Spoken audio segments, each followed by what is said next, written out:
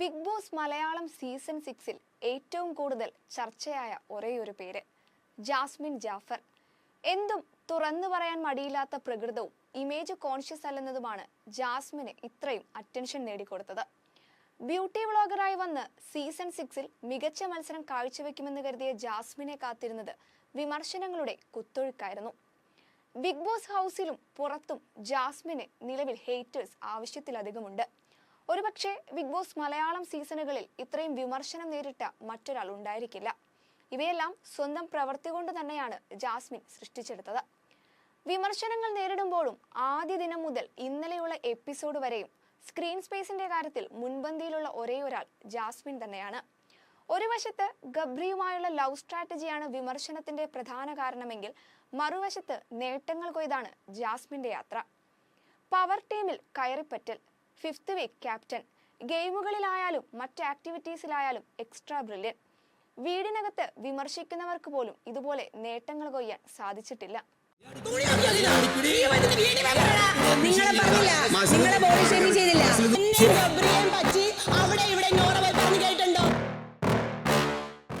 കൃത്യമായ ഗെയിം പ്ലാനിങ്ങോടെയാണ് താരം മുൻപോട്ട് പോകുന്നത്. ഈ ഗെയിം പ്ലാനിങ്ങിന്റെ റിസൾട്ടാണ് 5th വീക്കിലെ ക്യാപ്റ്റനായി ജാസ്മിൻ മാറിയത്. ടണൽ ടീമിലെ യമുന ഒഴികെ ബാക്കിയുള്ളവരെ കൊണ്ട് ക്യാപ്റ്റനായി ജാസ്മിന്റെ പേര് പറയിപ്പിച്ചതുൾപ്പെടെ ഗെയിം പ്ലാനിംഗ് തന്നെയാണ്. ജാസ്മിൻ അല്ലെങ്കിൽ മറ്റൊരു ഓപ്ഷൻ അവിടെ ഗബ്രിയാണ്. ഗബ്രി ഒരിക്കലും ജാസ്മിൻ ക്യാപ്റ്റൻ ആകരുതെന്ന് പറയില്ലെന്ന് കൃത്യമായി ജാസ്മിൻ അറിയാം. ഒരുപക്ഷെ ഇരുവരും തമ്മിൽ യഥാർത്ഥ പ്രണയമാണെങ്കിൽ ജാസ്മിൻ ഗബ്രിയെ ക്യാപ്റ്റനാക്കുവാൻ നിർദ്ദേശിക്കുമായിരുന്നു. അവിടെയാണ് തന്റെ സൈഡ് ജാസ്മിൻ സേഫ് ആക്കി വെക്കുന്നത്.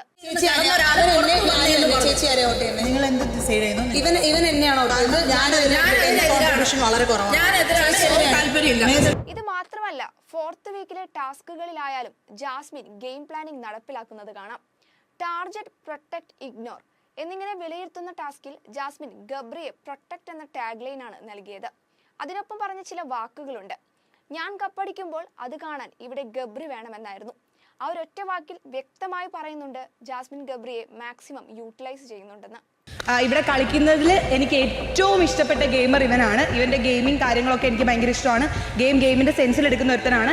ഞാൻ ലാസ്റ്റ് കപ്പ് കൊണ്ടുപോകുമ്പോൾ അത് കാണാൻ ഇവൻ വേണം എന്നെനിക്ക് ആഗ്രഹമുള്ളത് കൊണ്ട് അവനെ പ്രൊട്ടക്ട് ചെയ്തു. ഗബ്രിയെ കൂടെ നിർത്തി ലവ് ട്രാക്കിൽ വീഴ്ത്തി മാനിപ്പുലേറ്റ് ചെയ്ത് മത്സരത്തിൽ ജയിക്കുക എന്ന ഉദ്ദേശമാണ് സത്യത്തിൽ ജാസ്മിനുള്ളത്. അവിടെ പ്രണയ സാധ്യതയില്ല. ബാറ്ററി ലോ ടാസ്കിലായാലും ജാസ്മിൻ കൃത്യമായി ഗബ്രിയെ യൂട്ടിലൈസ് ചെയ്ത് തന്റെ ആവശ്യം നടപ്പിലാക്കി. ഇമോഷണലി ഗബ്രിയെ സമീപിച്ച് തന്റെ ആവശ്യങ്ങൾ ജാസ്മിൻ പരമാവധി നേടിയെടുക്കുന്നുണ്ട്.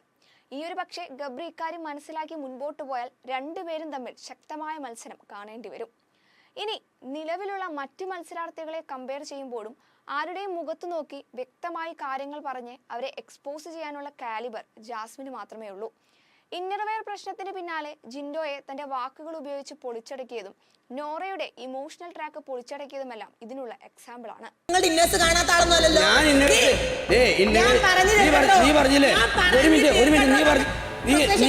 പുറത്തുള്ളവരും അകത്തുള്ളവരും ഒരു ലവ് സ്ട്രാറ്റജിക്ക് പിന്നാലെ ജാസ്മിനെ കുറ്റപ്പെടുത്തുന്നുണ്ടെങ്കിലും മറുവശത്ത് ഗെയിം പ്ലാനും മാനിപ്പുലേഷനുമായി ജാസ്മിൻ മുൻപോട്ട് പോകുന്നത് ആരും ശ്രദ്ധിക്കുന്നില്ലെന്ന് മാത്രം.